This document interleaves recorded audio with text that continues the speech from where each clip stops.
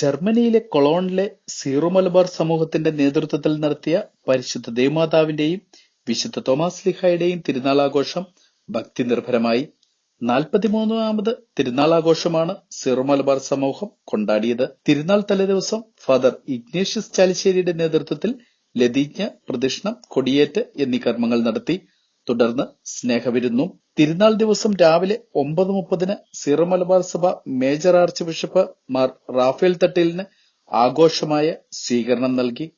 Bishop Stephen Chirappanath, യൂറോപ്പിന്റെ വികാരി general father Binoj Mulavarickal, Cologne രൂപതയിൽ നിന്നുള്ള പ്രതിനിധികൾ എന്നിവരെയും ആഘോഷപൂർവ്വം സ്വീകരിച്ചു.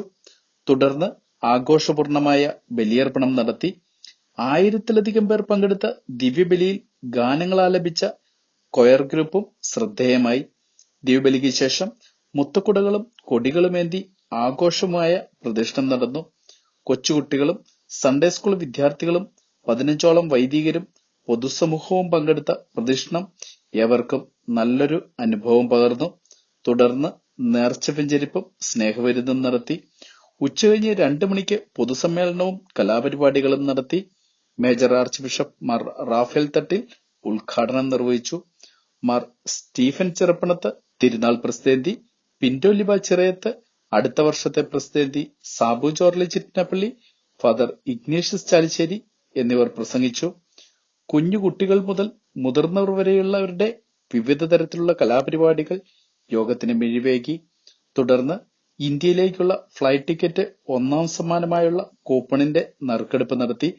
തുടർന്ന് കൊടിയിറക്കി അടുത്ത വർഷത്തെ പ്രതിസന്ധിയായ സാബു ജോർലിക്ക് കൈമാറി. തിരുനാളിനൊരുക്കമായി രൂപീകരിച്ച 18 കമ്മിറ്റികളുടെ കോർഡിനേഷൻ ഈ വർഷത്തെ പ്രസിദ്ധി പിന്റോലിബ ചിറയത്തും പള്ളിയിലെ കോർഡിനേഷൻ കമ്മിറ്റിയും ചേർന്നാണ് നടത്തിയത്. എല്ലാവരുടെയും സഹകരണത്തോടെ ഇത്തരത്തിലൊരു തിരുനാളാഘോഷം സംഘടിപ്പിച്ചത് കൊളോണിലെ സീറോ മലബാർ വിശ്വാസികൾക്ക് അഭിമാനമാണെന്ന് ഫാദർ ഇഗ്നേഷ്യസ് ചാലിശ്ശേരി അഭിപ്രായപ്പെട്ടു. News desk, city voice.